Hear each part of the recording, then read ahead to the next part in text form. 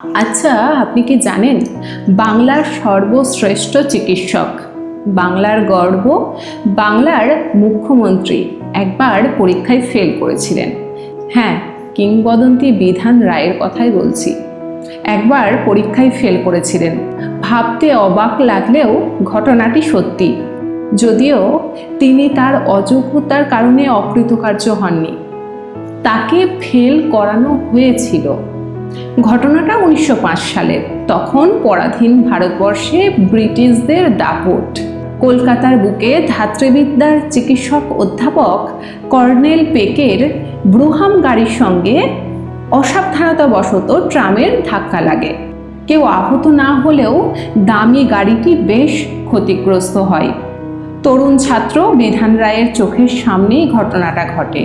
নিজের অন্যায় ঢাকা দিতে আর ট্রাম কোম্পানির কাছ থেকে মোটা টাকা ক্ষতিপূরণ নেওয়ার জন্য কর্নেল পেক বিধান রায়কে কোর্টে মিথ্যা সাক্ষী দেওয়ার জন্য বলে।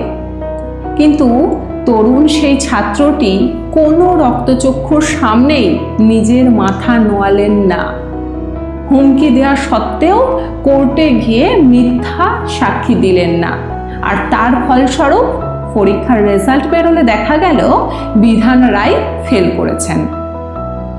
কেরিয়ার ধ্বংসের মুখে দাঁড়িয়েও একটি মিথ্যার কাছে নিজের বিবেককে, নিজের শিরদাঁড়াকে বিক্রি করেননি। নমস্কার, মন্দিরা স্পিক্সে আছি মন্দিরা। আজ আমরা শুনব সেই সৎ, সাহসী ধ্রুবতারার জীবনের লড়াইয়ের গল্প। 1901 সাল, 21 বছরের একটি যুবকের ইচ্ছা সে দেশের জন্য কাজ করবে। একধারে শিবপুর ইঞ্জিনিয়ারিং কলেজ, অন্য ধারে কলকাতা মেডিকেল কলেজ। দুটোতেই ভর্তির আবেদন করলো সে। মেধা এতটাই তুঙ্গে ছিল, দুটোতেই তার হয়ে যায়। সে কি করবে, ইঞ্জিনিয়ারিং নাকি ডাক্তারি? ঠিক এই সময় ভাগ্য খেলা দেখালো। মেডিকেল কলেজ থেকে ভর্তির চিঠিটা কয়েক ঘন্টা আগে হাতে এসে পৌঁছালো সেই যুবকের। ব্যাস, ভারতবর্ষ একজন সেরা ইঞ্জিনিয়ারকে হারালো, ঠিক আছে, কিন্তু একজন সেরা ডাক্তার এবং একজন মুখ্যমন্ত্রীকে উপহার হিসাবে পেল। বিধান রায় ছাত্রাবস্থায় চরম দারিদ্রতার সঙ্গে যুদ্ধ করেছেন। মেডিকেল কলেজের আকাশ ছোঁয়া দামি দামি বই কেনার সামর্থ্য তার ছিল না। সেই জন্য সে দিনের বেলা কলেজে ক্লাস করতো এবং রাতের গভীরে যখন লাইব্রেরি বন্ধ হয়ে যেত, অনুমতি নিয়ে সেই লাইব্রেরিতে প্রবেশ করে তেলের আলোয় সেই সব বই থেকে সারা রাত জেগে নিজের খাতায় সেগুলোকে কপি করতেন। পরবর্তীকালে তিনি একজন মহান ডাক্তার হিসেবে নিজের পরিচিতি পেয়েছিলেন তা নয়, তিনি ছিলেন আধুনিক বাংলার রূপকার। 1948 সাল, দেশভাগের যন্ত্রণায় বাংলা তখন এক জ্বলন্ত আগ্নেয়গিরির মতো ফুটছে। ওপার বাংলা থেকে ঘরবাড়ি হারিয়ে লাখ লাখ ছিন্নমূল মানুষ শিয়ালদাহ স্টেশনে আশ্রয় নিচ্ছে। কলেরায় না খেতে পেয়ে রোজ মারা যাচ্ছে হাজার হাজার প্রাণ। পশ্চিমবঙ্গের কোষাগার তখন শূন্য, চারিদিকে শুধুই হাহাকার। ঠিক এই কঠিন সময়ে জওহরলাল নেহরু ঠিক করলেন বিধান রায়কে মুখ্যমন্ত্রী হওয়ার দায়িত্বটা দেবেন। বিধান রায় ছিলেন তখন ভারতবর্ষের 1 নম্বর চিকিৎসক। তখন মাসে ওনার রোজগার প্রায় 1 লাখ টাকা, যা এখনকার দিনে কয়েক কোটির সমান। তিনি প্রথমে সেই মতামতটাকে পাশে সরিয়ে রেখেছিলেন, বলেছিলেন আমি ডাক্তার, রাজনীতিবিদ নই। তখন নেহেরু তার হাত দুটো ধরে বলেছিলেন বাংলা এখন ভীষণ অসুস্থ, তার এখন কোনো রাজনীতিবিদের প্রয়োজন নেই, দরকার একজন ভালো সার্জেনের, আর আপনি সেই কাজটা করতে পারবেন। ব্যাস, 66 বছর বয়সে যখন মানুষ আরাম খোঁজে, ঠিক সেই সময় সব আরাম বিলাসিতা সরিয়ে রেখে এসে বসলেন বাংলার ভাঙা চেয়ারটায়।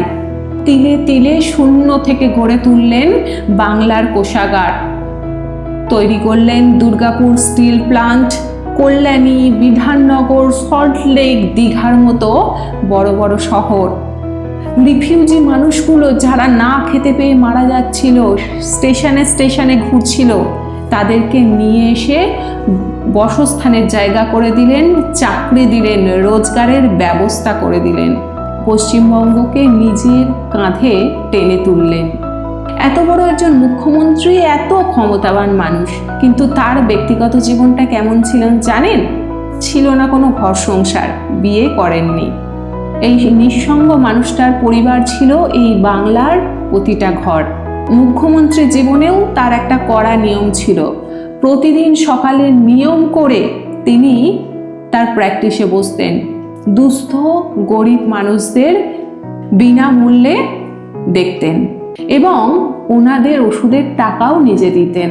মৃত্যুর আগে মানুষটি তার নিজের বাড়ি, নিজের সমস্ত সম্পত্তি ট্রাস্টকে দান করে যান। একটি টাকাও নিজের জন্য রেখে যাননি।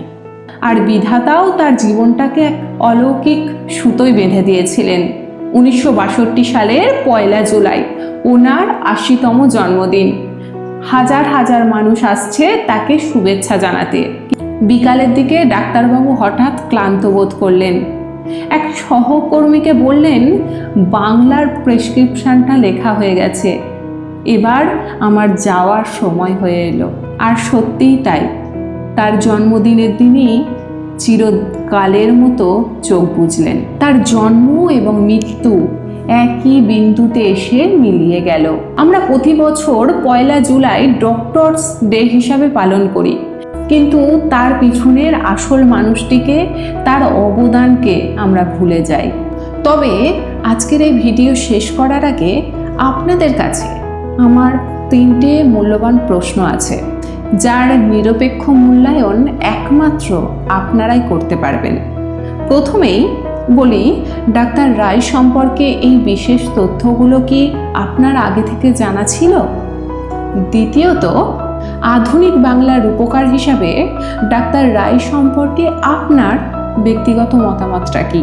আর 3 নম্বর, সব থেকে ইম্পর্টেন্ট, আপনি কি মনে করেন আজকের সমাজের জন্য ডাক্তার রায়ের মতো মূল্যবোধ সম্পন্ন, মেরুদণ্ড সোজা রাখা মানুষের কি সমাজে অভাব রয়েছে? আপনার মূল্যবান মতামত কমেন্টে জানিয়ে যাবেন। ইতিহাসের পাতায় হারিয়ে যাওয়া আরও এমন গল্পের কাহিনী জানতে সাবস্ক্রাইব করুন এই চ্যানেলে। পাশে থাকবেন, ভালো থাকবেন। দেখা হচ্ছে আগামী ভিডিওতে। ধন্যবাদ।